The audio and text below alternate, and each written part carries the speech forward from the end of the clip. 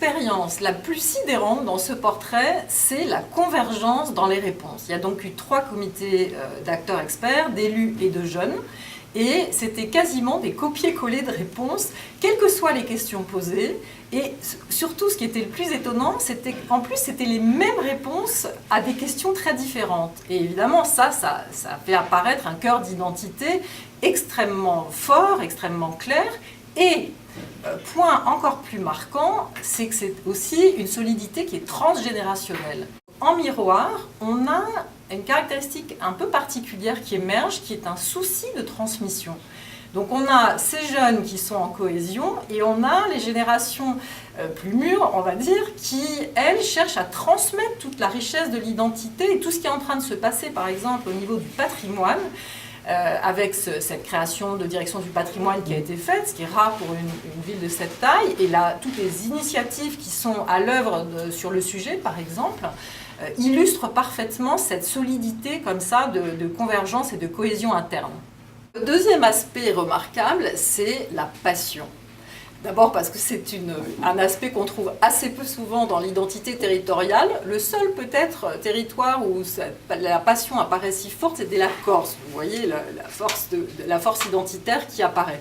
Et c'est à la fois la passion pour la sorgue et pour toutes les traditions qui s'y rapportent, avec une présence dans l'identité qui est très impressionnante, et aussi une passion dans le sentiment d'appartenance, avec une fierté d'appartenance géante, j'ai envie de dire, c'est du superlatif, un sentiment d'appartenance qui est accueillant par rapport aux autres et qui n'est pas arrogant, excepté peut-être le petit complexe de supériorité par rapport aux villes voisines. Mais le troisième point qui est le plus frappant dans cette identité, c'est la notion de l'insularité positive. Parce qu'il y a pas mal de territoires à différentes échelles qui ont le sentiment de l'insularité. Mais là, ce qui est particulier à l'île sur la Sorgue, c'est que c'est une insularité grâce à cette fierté d'appartenance ouverte aussi, une notion d'île très forte. En effet, l'esprit d'indépendance vis-à-vis de l'extérieur, où on voit la marque de l'histoire du Comtat, et qui était une enclave dans le royaume de France, donc ça donne vraiment une singularité, donc esprit d'indépendance,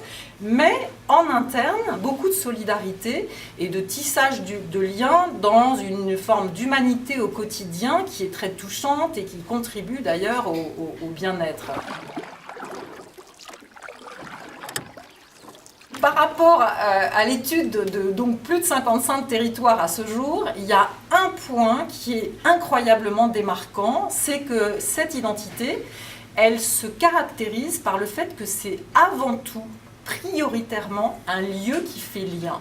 Il y a des territoires où on va être beaucoup plus dans les liens qui font lieu, et là, même s'il y a bien sûr cette humanité que j'évoquais précédemment, ce qui est le plus marquant, c'est la force, la présence, la force de la sorgue dans tous les aspects de l'identité, qui relie tous les aspects de l'identité, qui relie tous les gens entre eux, donc en suscitant de l'amour et de la passion, même ce qu'on a vu, même une forme de culte qui est aussi quelque chose de très démarquant, mais assorti des notions de respect et de responsabilité. On lui appartient à la sorgue plus qu'elle ne nous appartient. Le deuxième point démarquant, nous vivons en France. Partout est revendiquée une qualité de vie plus ou moins exceptionnelle, mais toujours de la qualité de vie. Ici, on est un stade au-dessus. On est non seulement dans une qualité de vie exceptionnelle, mais plus que ça, c'est une incitation au plaisir de vivre. Et donc on a résumé en disant c'est un art, pas un art de vivre simplement, mais un art du plaisir de vivre. Et le point absolument démarquant, c'est qu'il y a la notion de la certitude du bien-être, ça c'est un point, mais bien au-delà encore, il y a la certitude du bonheur, qui a été exprimée non seulement comme une promesse, mais comme quelque chose qui se vérifie. Au point qu'il y a même des jeunes du comité des jeunes qui disaient c'est une ville où on oublie tous ses soucis. Et donc nous, on a des amis des villes voisines qui viennent parce qu'ils savent, en soulignant avec 3 traits le on sait qu'on va être heureux et passer un bon moment. Le premier concept qui résume cette identité, c'est la notion d'idéal. Il y a 4 aspects qui nourrissent ce concept. D'abord, il y a la rivière elle-même, qui est une rivière idéale. Si on prend toutes ses caractéristiques de fraîcheur, de température constante, d'eau abondante dans un territoire où c'est très rare, etc., et qui génère des savoir-faire, des traditions, vraiment la rivière parfaite. Ensuite, le deuxième point, c'est la notion du village idéal. Parce que c'est un village qui est devenu rapidement une ville, mais qui a conservé tous les atouts d'un village, sur la notion de proximité, d'échelle humaine où tout le monde se connaît. Voilà, donc ces aspects à la fois protecteurs et où chacun se connaît. Le troisième aspect qui nourrit le thème, c'est la Provence idéale. On a toutes les caractéristiques de la Provence, en gros, mais en mieux.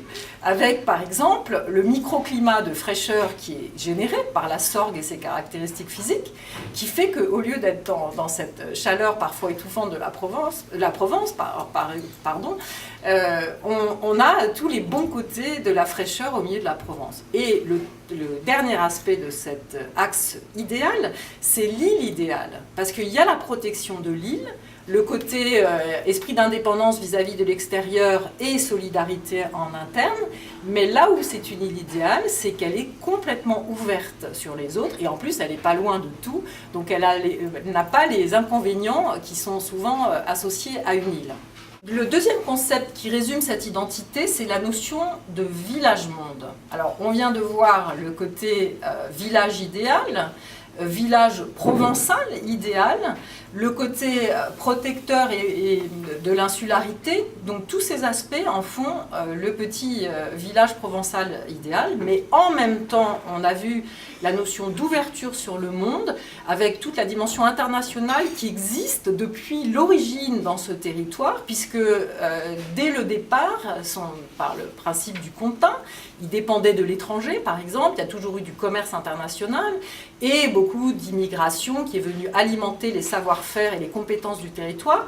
Donc, ville-monde dans un sens, mais sauf qu'au lieu d'être une ville-monde, on est dans cette échelle humaine du village-monde qui est absolument unique. Merci pour votre attention et tous mes vœux qui vous accompagnent dans la suite de cette grande mission, en soulignant l'aspect positif de la ressource des jeunes dans ce territoire qui sont incroyablement optimistes pour l'avenir du territoire, ce qui est aussi une rareté.